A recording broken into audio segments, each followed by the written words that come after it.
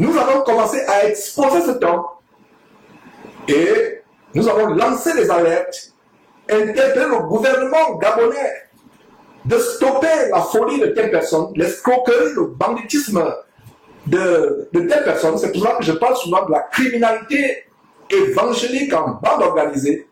Il n'est pas ils sont nombreux. Mais la raison pour laquelle, mes frères et sœurs, nous faisons cette émission spéciale sur lui, c'est parce que nos alertes, nos émissions ont porté le fruit. Le gouvernement gabonais, par la voix du procureur de la République de Libreville, a interpellé cet abominable bandit, cet escroc, vampireux évangélique. Il a été interpellé avant-hier, jeudi le 1er. Et d'ailleurs, c'est une source sûre, c'est pas des racontages, c'est la source de l'Union. L'Union qui est le journal officiel, le journal gouvernemental gabonais. Voilà l'Union à la une qui parle de cette histoire d'une grossesse miraculeuse.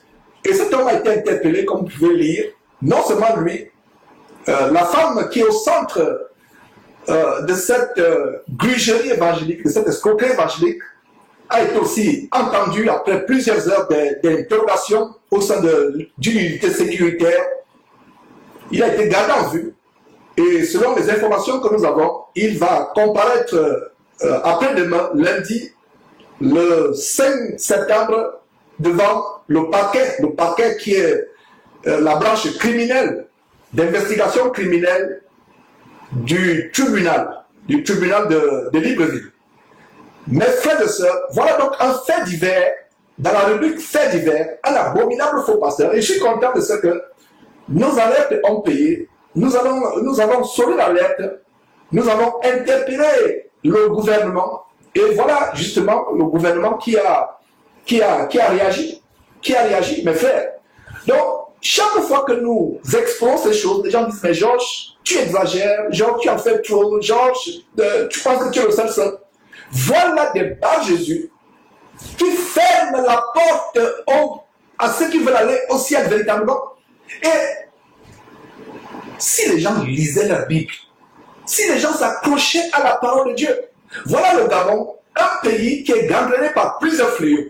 Le fléau numéro 1, le chômage. Beaucoup de personnes sont dans le chômage, désœuvrées, sans emploi. Et le recours, c'est quoi? Le recours, c'est les nouveaux marabouts. Les nouveaux gangas, comme on dit marabouts au Gabon, gangas aux féticheurs.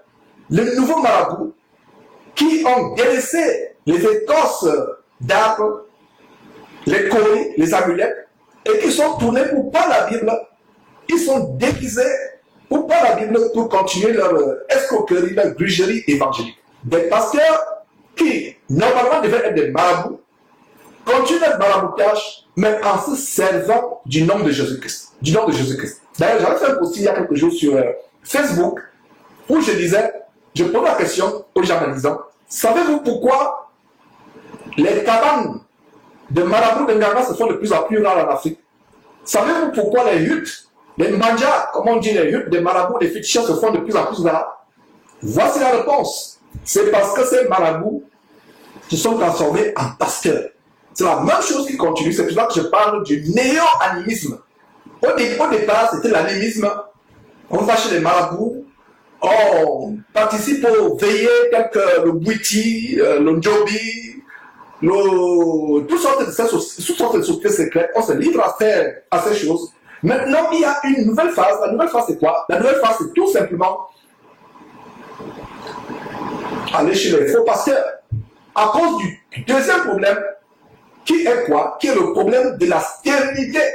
La stérilité qui impacte beaucoup de familles, malheureusement. C'est Dieu qui ouvre le ventre. Un homme ne peut pas vous ouvrir le ventre. Donc voilà, mes frères et sœurs, cette émission aujourd'hui. Et c'est terrible. C'est vraiment...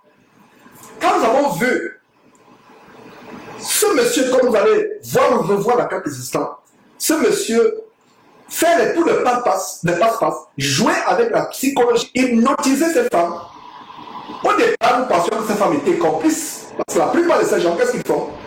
Ils engagent des acteurs comme Afro Kao, qui il y a quelques années a défrayé la chronique à travers le monde, même les grandes télévisions américaines comme CNN en ont parlé.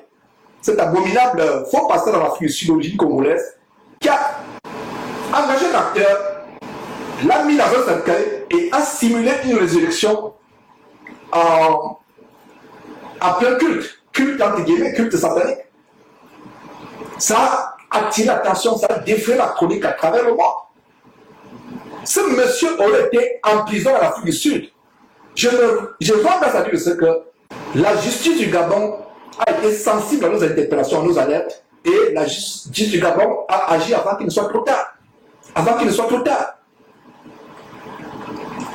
Donc, pour une fois, je peux tirer le chapeau, comme on dit dans le monde, au gouvernement gabonais, aux autorités gabonaises, qui ont agi promptement. Il n'est jamais trop tard. C'est venu tard, mais il n'est jamais trop tard. J'espère seulement qu'il n'y aura pas des influences, des interventions à caractère corruptif, de la corruption. J'espère qu'il n'y aura pas cela. Parce que parmi les ouailles envoûtées de ces abominables faux pasteurs comme Emmanuel Zola, il y a malheureusement les grands de la place qui sont dans le gouvernement. Les grands de la place sont damnés, omnubilés, égarés par ces abominables faux pasteurs. J'espère que la justice du Gabon va frapper, va faire son travail et interdire à ce monsieur d'exercer. Nous ne sommes pas dans la joie du fait que quelqu'un est en train de souffrir parce qu'il est en prison. Parce que je vous assure, les prisons au Gabon, la prison au Gabon, ce n'est pas comme les prisons aux États-Unis. Ici aux États-Unis, les prisons, c'est même comme l'hôtel. Il y a des gens qui commettent des crimes pour aller en prison. Mais au Gabon, le gros bouquet, je travaillais comme avocat au Gabon à l'époque, il m'est arrivé de rendre visite à certains clients à la prison. C'est pas la joie. C'est pas la joie, c'est l'enfer sur terre.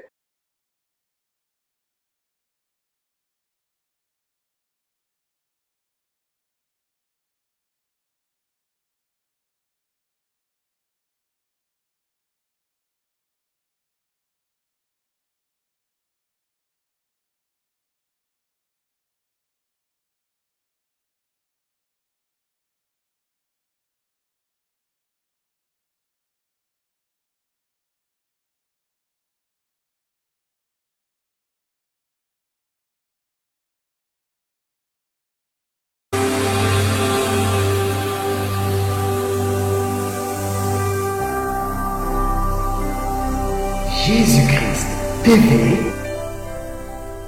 vous connaîtrez la vérité et la vérité vous affranchira.